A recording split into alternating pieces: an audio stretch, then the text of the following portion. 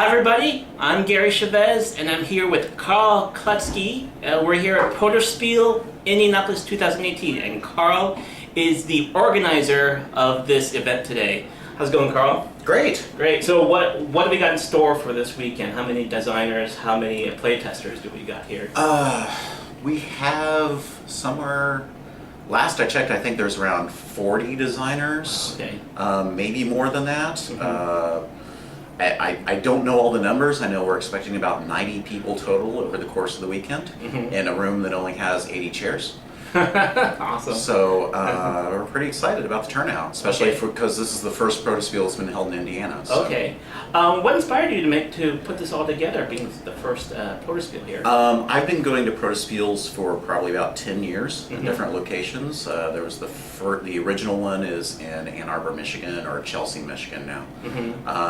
And I've been going to that for years, love it. I was one of the people who said, it's having a year between these events is way too long. We need more of these. Sure. And then a friend started one in Milwaukee, and they've been growing ever since. We've got them in Minneapolis and Madison, Wisconsin, and Chicago, but there were none in Indiana yet. Okay. And I knew that there were a lot of game designers in Indiana, especially with Gen Con having been here for several years now. And so I run into these people from time to time. I also organize a monthly tabletop game meetup that I organize on Facebook. Okay. And we try to meet on like the third Saturday afternoon of each month. And I met a lot of people through that, but these people don't all know each other. They're all in the area and they don't all know each other. So it just seemed like a good, I knew there were a lot of people here that could be brought together. And from the surrounding states as well. So. Okay. What does it take to put something like this together from the get-go? It takes some persistence. Sure. Finding a venue is probably the hardest part. I was shocked how many people I'd reach out to, how many hotels I'd reach out to, and I'd just never hear back from them. So it's like, I guess maybe we didn't have enough people I was told them we were looking for in the 75 to 100 range, and they didn't feel like that was their highest priority was to fill rooms that only held that many people. Oh, wow. So, so that takes a little doing, and finding a place you can afford with the badge prices that you want to charge is a little tricky. The other thing is there's just a lot of just little loose details to keep track of. And so you have to have some means of organizing all that information and keeping a checklist.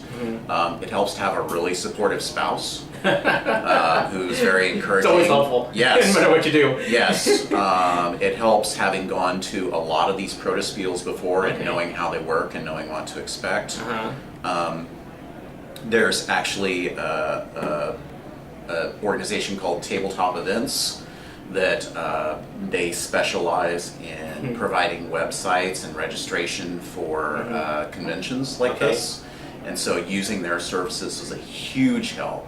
So that way, my only website I had to set up was the website they had set up there. I got the Protospiel Indy domain. They have it redirected to our page on their site. So we go there directly. And people can do all the registration there. They take care of all of the credit card charges for people to buy their registration. And it just deposits funds into our accounts to pay for things. So that's a big help too. And they also have a lot of advice on setting up the event. Things like, box of miscellaneous supplies that you're going to want. Here's standard policies that we suggest that you make available to people, saying these are the rules that you should follow if you're going to attend. Things that you're not going to think of on your own the first time you do this. But they've helped so many other people get started with this that it's a really good checklist of stuff to go through.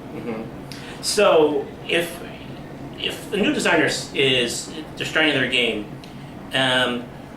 how can Protospiel help the new designer? What can it give them? A couple of great things about Protospiels is it's the opportunity to learn. Well, the main great thing is the opportunity to learn from other designers. There's a number of other game design conferences out there, like Unpubs. They're really more oriented towards trying to sell your game design or get it published or pitch it to the public and see how the public reacts to it. And that's great. Those are a great useful function. But what I like about Protospiels is it's more of a design conference. Uh-huh. So you're meeting other designers and you're learning from each other. Okay. So you see other people's new designs, you play test them, you see what they've done that could have gone better, you listen to other people's feedback, and you learn from all that going on. You learn while you're telling them things like, this didn't quite work for me, what if we tried this?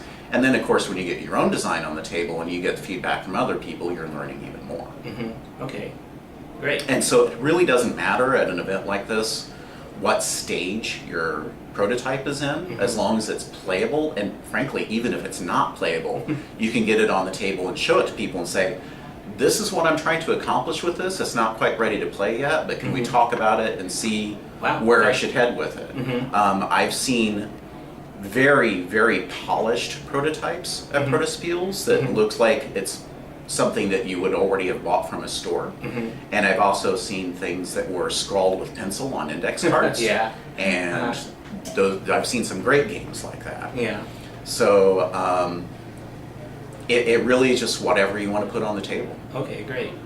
Where do you see Protospiel in Indianapolis going the next couple of years or even 5 years down the line? I really have no thoughts about anything in the future beyond this weekend. Okay. Because I've been planning this actually for 2 years. I really wanted to start it last year. Okay. But we had a wedding this time of year off in another part of the country, and my wife told me, it's like, no, you're not doing that this year. It's like, okay, we'll put it off one more year. Okay. I lied a little bit and exaggerated a little bit. I have a few thoughts. This venue, I think, is going to work great. Sure. The people here at Cap Delta Pi have been really supportive and helpful. But since we've already sold out, I have some concerns about the size. But we have an idea for another location next year that we're going to check out. Okay. That might be a bit bigger. I don't know, as far as other plans. I mean, clearly once you get to this point, it's like, oh, we could have done that a little differently, we could have done that a little differently. But really things seem to be coming together pretty well. And it's still only Friday morning, so I haven't seen what's been a disaster yet. Okay. So. What is was the fact that this was sold out, that there seems to be such a big response to this, a surprise to you, or not a surprise at all? Or a pleasant surprise? It's funny because if you'd asked me early in the process, I would have told you, well, of course we'll get like 100 people. And then you open registration and nobody responds. Fortunately, because I know a number of people who organize this event elsewhere, I knew what to expect, and they told me, when you open registration, nobody responds. Everybody responds at the last minute. A lot of people want to register in the door. That's exactly what we saw. There was, you can see like this spike of registrations going whoop. In April it went much higher, and then of course in May. And I think just being able to announce, hey people, there's only like 17 badges left. If you want a badge, you better get one now. Then of course, like boom, they're all gone. I think it sold out in a couple hours after you announced that. Right. So, and actually the trick at that point was being able to know, it's like, when do I hit the button to turn off registration so we don't sell too many? So,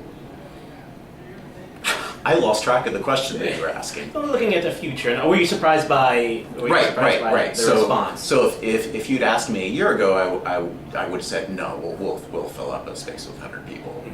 If you'd asked me 3 months ago, I'm like, oh man, I don't know. You know, as long as we have enough people to cover the cost of renting the venue, I'll be happy. But you know, we've done that, and we've got enough that we could get a few refreshments for people.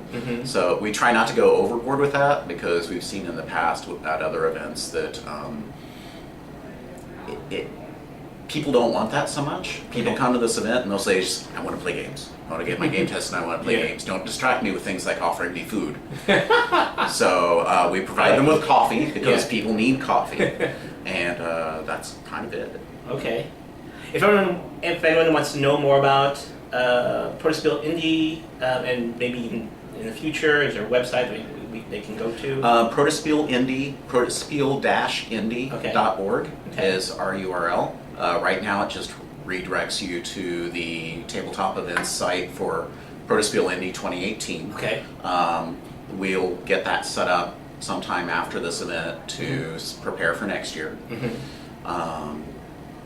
The other thing I would encourage people who are in the area, in the Indianapolis area, to look at is the Indy Tabletop Game Creators Facebook group, which probably deserves an actual website of its own at some point. But having gotten these people together for this, I'd really like to see more people coming to our regular monthly meetups there. Okay, all right. Well, Carl, thank you very much for talking to me. Thanks. It was great talking.